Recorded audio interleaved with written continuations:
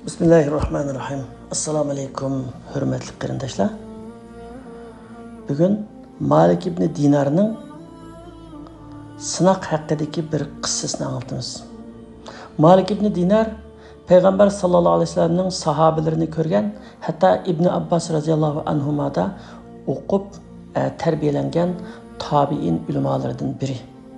Tarixda bek mashhur olim. U kishi bundaq bir qissani rivoyat qildi. Ateşperest diniga e'tiqod qildigan ikki akuka bir kun o'tga qarab o'tirib paranglashidi. Ukisi akisiga deydi: "Aka, mushu o'tga ajdodlarimiz ibodat qilib keldi. Ata-onamiz ibodat qilib keldi. Bizmi tug'ilganda ibodat qilib kelyapmiz. Buning bir foydasi bormi, yo'qmi? Bu haqmi, xatomi? Bu to'g'rida hech kim bilmaymiz. Ama mantiq jihatda buni aqlim hech olmaydi." Degandan aksimda o'ylanib ketib, "To'xtamasa bir sinoq qilib boqaylik" deb ikkimiz qo'limizni o'tga tutayli. O't bizni kuyukdan qo'g'diy olamdikan, qo'g'diy olmamdikan deb ikkala qo'lni o'tga tanglagandan keyin qo'li kuydi-da, shuni bilan ular o'tni o'chiryotdi. O'tni o'chirib ukisi das o'rnidan turib: "Aka, bo'ldi. Men bu dindan voz kechdim. Men anglasam Muhammad deb bir kishiningki yangi dini taqilibdi. U kishi yaxshi ishlarga buyurgan, yomon ishlarni to'sidi ekan, uning diniga kirayotganlar bek jiq bo'lib o'tibdi. U dindan bek yaxshi deydi. Men shu dinga kiraman" degandan aksi: "Maylamisa sen berivergin, ama men uningga tayyor emas" deb jur'at qilolmaydi. Ata-onasidan kelgan dinni tashlashdan. U kishi shunday qilib o'ydan chiqdi. Shuni bilan u iymon etdi. Alloh taolaga iymon etdi, payg'ambar sollallohu alayhi vasallamga iymon etdi. Ondan bir olimni izlab dinning ahkomlarini texnik o'rganishga bel bog'laydi. Shundan Malik ibn Dinar degan olimni izlab topdi. Topgandan keyin uningga deydi: "Men ateşperest diniga e'tiqod qilatdim. İslam diniga kirdim, musulmon bo'ldim. Endi menga o'rgating, nima ish qilishim kerak" degandan keyin: "Siz shahodatni aytgan bo'lsangiz, endi kunda 5 vaqt namoz o'qiysiz. An yilda bir qatim agar pul melingiz zakat berish miqdoriga yetsa zakat berasiz. Yilda bir qatim bir oy ro'za tutasiz, kuchingiz yetsa haj qilasiz, umringizda bir qatim. Asosli ibodatlar mushu meni" degandan keyin "Mushu nima?" degan, "Ha, mushu" degan, "Tamam, buni o'rindayman men" deydi. Shuning bilan Malik ibn Dinar bu kishidan so'raydi: "Siz nima ish qilyapsiz?" deydi. O kishi deydi: "Men shu madikachilik qilyapman.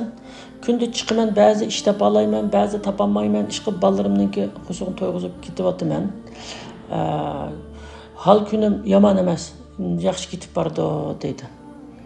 Malik ibn Dinar uning ish chaqirtib: "Andaqda endi sizga vaqtliq bo'lsin, bitki bir iqtisodiy yordam qilaylik. Siz ashundan bilan bolalaringizni to'yg'izing, bolalaringizning ehtiyojlarini qiling shuni bilan" degandan keyin bu odam deydi: "Men shu Alloh meni yaratgan Allohni tunimay, ateşga, o'tga ibodat qilayotgan chig'imdimi, mening shu tuzko'rligimga qaramay, yaratquchi Alloh menga rizq berib turayotgan edi. Hozirgacha shu rizq berib kelyotdi. Men kafir chig'imdimi Alloh menga rizq beryotdi.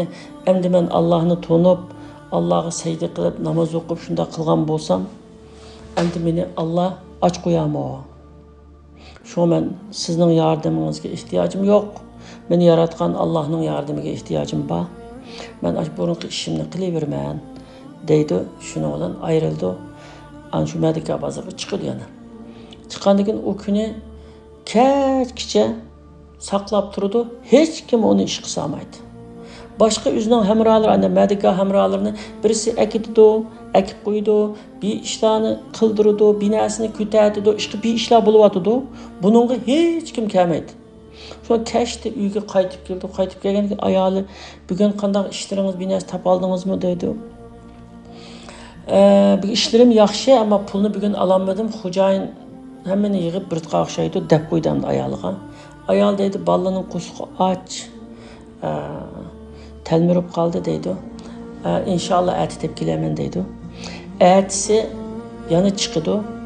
Chiqib et degandan kechgacha yana ayda tursa, hech kim uni ish qilsamaydi. Uning hamrohlari necha qatim ishlarni qilib, pullarni tepib keldi, ammo buningga kelmaydi hech kim. Shuni bilan yana kirib bo'lguncha ayoli buning chiroyidan bilganlik uchun bugunmi herhalde alamaga o'xshaysiz, haqqingizni ati olasiz hamsi deydi. Eri ha deb qo'ydi shuni bilan. G'amkin uxlab qoldi. Bolalarning ahvoli shu uyda nim bo'lsa ish qilib, bir qanday qilib bir qo'shiqni bir qanday to'yg'azmasimi bir ochliqni past qilib bir qanday qilib o'tkazdi.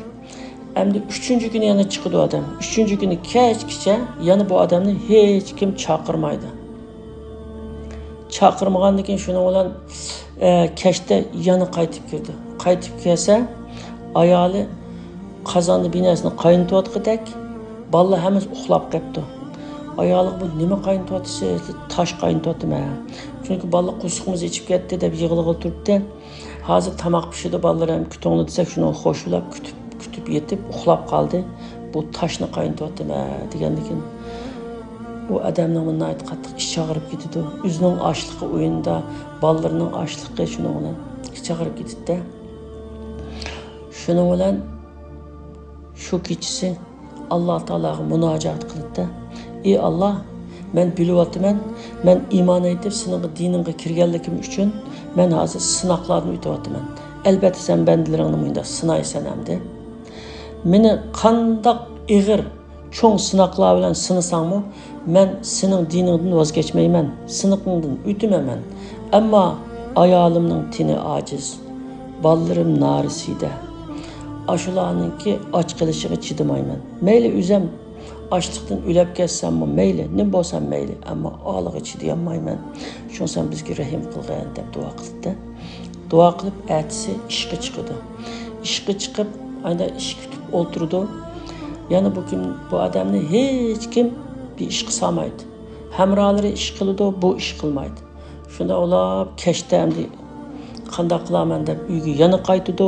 Endi qo'shnilarning oldida har kuni quruq kirishdan xijil ulab hamda bir xaltaga tosh qum binasini to'shqizib, xuddi binasi tepib kelgandek endi ishlab binasi ep kelgandek uyga kirdi. Kirsa ayolli shunda xo'sh, bolalarmi shunda xo'sh, uyda tamoqlarning hidi purg'an, uyga qarasa meva, chiva, kiyim-kechak, ehtiyojli narsalar hammasi elingan ayda turibdi. Tug'anki bu odam nim bo'ldi degandan keyin ayoli qisi qilib turdi. Atdigan sizlar ishga ketgandan keyin bir ayol ishni chekdi, ishni assam bir siqim oltin berdi. Shuning bilan bu nima oltin desam, sizning eringiz nayt yaxshi ishlaganda, xo'jayinga yarab ketibdi ekan. Xo'jayin shuning ish haqqini avatdi dedi. Bu jiqkanga bo'ldi. Yo'q, bu jiq emas, xo'jayinniki ko'ngli ekan shu deydi. Degandan keyin oltinni elib, men endi baliq qattiq qo'shiqqa ichib ketgandan keyin darhol shu zaganing qishqi berib oltinni ko'rsatdim. Ko'rsasam bu zagami hayron qoldi bu oltinniki. Alaydı nayt pakiz shunda bir oltin ekanligiga qarab hayron qolib, "Nereden topdingiz?" degandan keyin şu erim ishlaydi bir yerde shuni xo'jayini avatib ekan dedim. Shuning bilan onun aytdi qimmat pul berdi onunga. Berib darhol bolaga yemek, ichmak, kerakli uyning ehtiyojini hammasini oldim.